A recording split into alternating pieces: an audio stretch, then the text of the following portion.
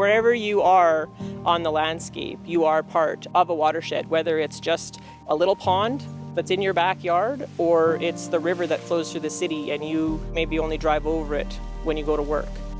Everything that each of us does has an impact eventually on that water because, let's face it, water runs downhill and takes with it different things that we may have added to the landscape or taken away from the landscape.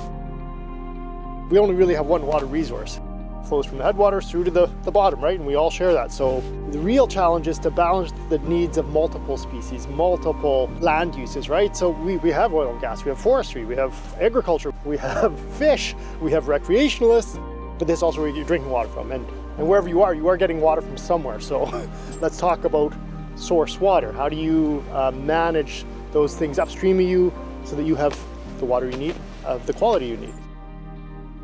It's a balance that's tough to put together, but I think we can do it by working together. We aren't living and working in a lot of the communities that we're engaged with. We're often a guest, we're invited in to provide information and provide some potential solutions to something that a community or an individual is faced with.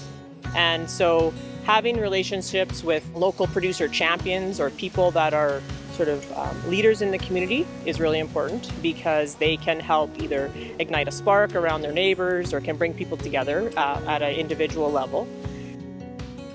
I mean, water is life. So, making sure that people understand the precious resource that they have on their property, in their backyard, just making that awareness and that connection to the water and the watershed. It's really important that people understand that. Relationships are the key. So in order to even do anything collaborative, you need to establish that relationship of trust. You are working on private land. They're inviting you to come on. It's not mandated, it's not mandatory. They're doing it because they want to, and they want to make a difference.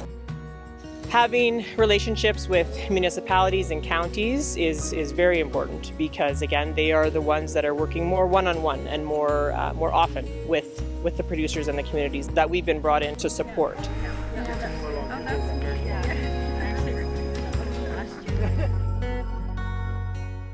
The Eastern Slopes is a unique area because it actually borders a lot of our headwaters for a lot of the rivers that flow through the rest of Alberta.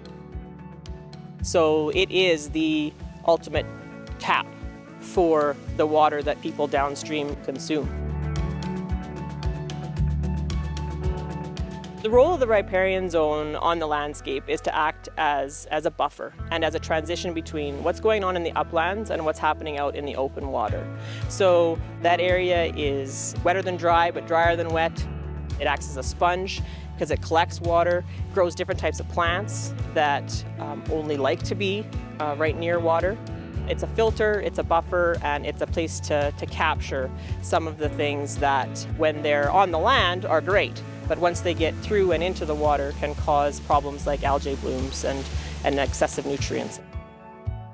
2 to 5% of Alberta's settled area is riparian.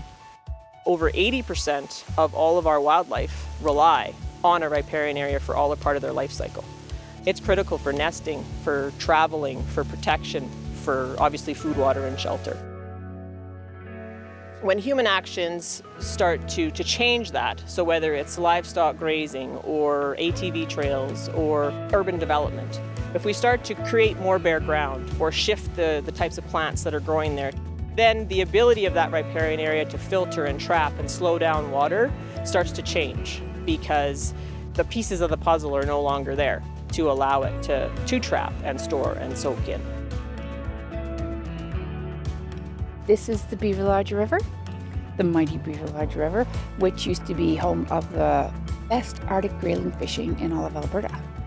And the Arctic grayling was a beautiful trophy fish with a beautiful dorsal fin. And up around 1985, the Arctic grayling went way down. Arctic grayling are very sensitive to changes in their environment. They are cold water fish species, so they need a specific temperature, and they also need high dissolved oxygen to be able to live in the Beaverlodge River. And so the land use practices that we saw over the past few decades were contributing to poorer water quality, and as a result we saw less and less Arctic grayling coming up the Beaverlodge River to spawn. And then finally in 1994, that was when the last Arctic grayling was seen in this river. As land use changed, particularly after the Second World War, we started opening up this land. There was more runoff because trees were gone. And so we saw things like phosphorus making its way into the water. Back in '81, I believe, they put in this weir, and that was to ensure they had enough water depth to withdraw water for the town. Then they realized the fish were piling up below here. They couldn't get past the weir. So they put in a fish ladder in '83 and then the second one in '84. Part of the Red Willow project in terms of improving fish habitat was to improve fish passage. So we came in and we did what's called natural channel design and essentially sculpted this whole weir area to look like a channel. If people can take a step back and figure out ways to allow that riparian area to be the sponge, to be the floodplain, to be the wildlife habitat and those connectors. If we can take that pressure off while enjoying them at the same time, there's a future there. When we do something simple like just fence off an area and we prevent livestock from entering the river, we see this incredible regeneration and just the ability for rivers to heal themselves, to move through time, and to revegetate naturally is pretty impressive, and we're lucky that we have that to work with us and for us.